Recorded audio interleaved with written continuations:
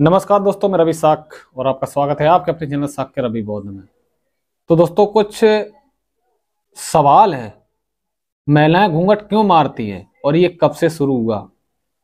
हाथों में चूड़ी क्यों पहनती हैं महिलाएं? मांग में सिंदूर क्यों भरती हैं? पायल और बिछुआ क्यों पहनती हैं? इन चीजों के सारे जवाब आपको इसी वीडियो में मिलेंगे। तो दोस्तों, इस वीडियो को जरा ध्यान से देखिएगा। जो हमारे चैनल पर नए जुड़ रहे हैं उनसे रिक्वेस्ट है हमारे चैनल सब्सक्राइब करके बेल आइकन को भी प्रेस कर ले, क्योंकि ऐसी वीडियो इस चैनल पर आपको मिलती रहेगी। चलिए दोस्तों, शुरू करते हैं। तो दोस्तों, आखिर महिलाएं घूंघट अपनी ससुराल में क्यों करती हैं और करती हैं तो किससे? क्योंकि जो उनके मायके में जो पिताजी होते हैं, तो ससुराल में भी ससुर के रूप में पिताजी मिलते हैं। मायके में जो बड़ा भाई होता है, ससुराल में जेठ के रूप में बड़ा भाई मिलता है।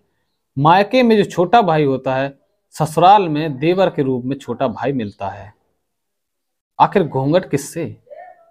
ऐसा क्या किया महिलाओं ने जो उनको घूंघट मारना पड़ता है? बड़े बुजुर्ग कहते हैं कि घूंघट से पर्दा करने से, घूंघट मारने से घर की इज्जत रहती है। तो मैं उन लोगों से ये पूछना चाहता हूं, ऐसे तो आदमियों को भी घूंघट मारना चाहिए। क्या ये नहीं इज्जत को बचाते हैं या ये इज्जत को नहीं डुबाते हैं?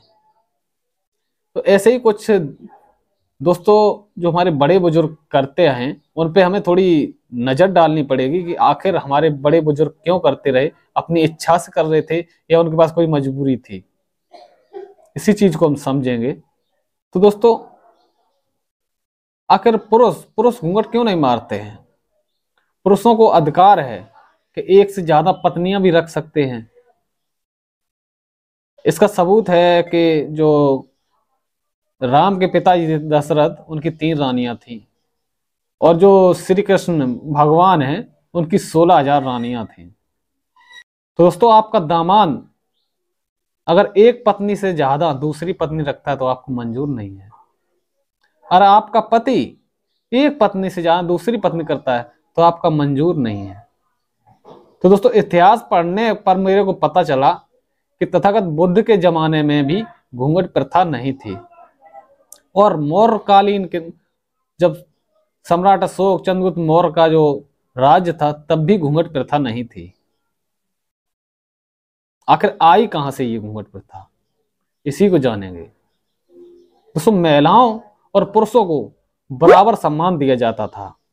तो दोस्तों, आपने पढ़ा होगा कि सम्राट अशोक ने अपनी बेटी संघमित्रा को बौद्ध धर्म का प्रचार प्रसार करने के लिए लंका भेजा था। तो दोस्तों, ये घूंघट प्रथा कहां से शुरू हुई?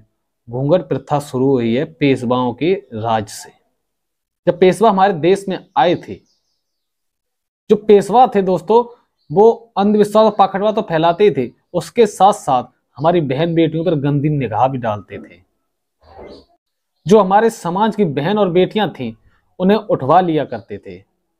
इसीलिए हमारे समाज की बहन और बेटियों ने मुंह ढकने की प्रथा शुरू की थी, उन पेशवाओं से बचने के लिए। और हमारे समाज के लोग, हमारी समाज की महिलाएं, हमारे समाज के भाई अभी भी इस प्रथा को लेके चल रहे हैं। ज्यादातर ये ग्रामीण क्षेत्रों में ऐसा होता है।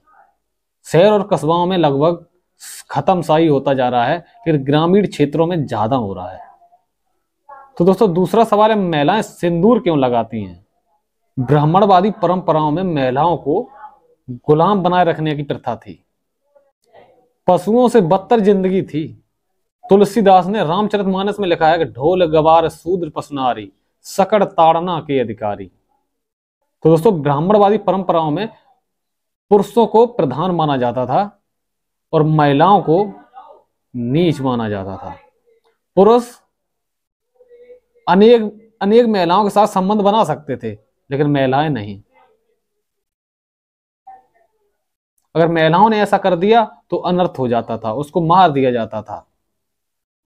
और दोस्तों, ब्राह्मणवादी परंपराओं में महिलाओं को अपने पति को ही परमेश्वर समझना पड़ता है। अपने मन से वो कुछ नहीं कर सकती। अगर पति परमेश्वर जो कहेगा वही करना पड़ेगा। तो दोस्तों, इसीलिए महिलाओं को, शादीशुदा महिलाओं को सिंदूर लगवा दे, जिससे उनकी पहचान हो सके कि ये शादीशुदा महिला है। लेकिन पुरुष की कोई पहचान नहीं है, ये शादीशुदा है या रड़ुआ है। तो दोस्तों आप समझ गए होंगे कि सिंदूर किस लिए लगवाया गया। आप समझते हैं मंगलसूत्र क्या है। विश्व गुरु तथागत गौतम बुद्ध ने मानव कल्याण के लिए 38 मंगलसूत्र दिए थे, जिसे महिला और पुरुष दोनों ही धारण करते थे, और मंगलसूत्र सभी के लिए कल्याणकारी है। और दोस्तों ब्राह्मणवाद ने मंगलसूत्र को नष्ट करने के लिए एक मंगलसूत्र नाम से माला, बुद्ध के विचारों को नष्ट करने के लिए मंगलसूत्र माला बना दी, जो महिलाओं को पहना दी गई। तो दोस्तों सीधी भाषा में समझें कि मंगलसूत्र की रक्षा सिर्फ महिलाएं करती हैं और महिलाओं के लिए खतरनाक होता है। जबकि तथागत गौतम बुद्ध के 38 मंगलसूत्र थे, उनको महिला और पुरुष दोनों लोग धारण करते हैं। लेकिन इन पाखंडियों ने क्या किया कि उनको महिलाओं को ही थोप दिया। तो हमारी महिलाएं इस चीज को समझें और इस पे अमल करें।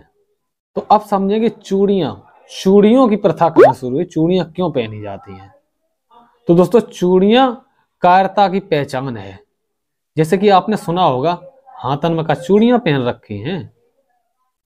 किसी से लड़ाई झगड़ा हो जाता है तो लोग बोलते हैं कि तुमने कहा हाथन में चूड़ियां पहन रखी थी, तो मुंह धद देते एक दो है। तो दोस्तों ये कायरता की पहचाने हैं चूड़ियां। तो दोस्तों इसका सीधा सा अर्थ है कि महिलाओं को कमजोर बनाए रखना और उनका शोषण करते रहना। तो दोस्तों मैं अपने समाज से बोलना चाहूंगा कि महिलाओं को चूड़ियां ना पहनाएं, उनको अन्याय के खिलाफ लड़ना सिखाएं, मानसिक गुलामी से आजाद कराएं। तो दोस्तों चूड़ियां हथकड़ी का प्रतीक है और ब्राह्मणवादी परंपराओं की गुलाम है। और दोस्तों पायल और बिछुआ, इनको भी समझेंगे कि ये क्यों पहने जाते हैं। तो दोस्तों पायल की जो आवाज होती है वो इसीलिए पहनाई गई है कि पायल, जैसे हमारे घर की कोई लेडीज पायल पहन के जाती है तो हमें पता चले कि आप बाहर जा रही है कि अंदर जा रही है, कहाँ जा रही है, कहाँ नहीं जा रही है। इससे हमें पहचान होती है कि हमारी घर से जो लेडीज हैं घर में, वो बाहर जा रही हैं, अंदर आ रही हैं, हमें पता चले कि निकली हैं कि नहीं निकली हैं। इस प्रकार से हमारे समाज के महिलाओं के लिए पायल और बिछुआ भी कमजोरी की पहचान है।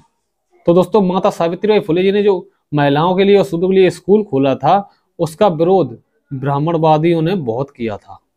माता सावित्रीबाई फुले ने कहा था कि शिक्षा ही महिलाओं का असली गहना है, और शिक्षा ही आपको मान और सम्मान दिला सकता है, और शिक्षा ही आपकी रक्षा कर सकता है।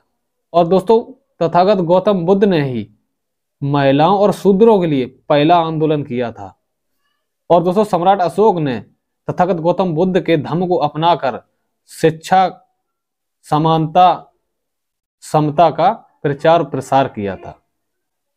तो दोस्तों ये जानकारी कैसी लगी कमेंट बॉक्स में आके जरूर बताएं।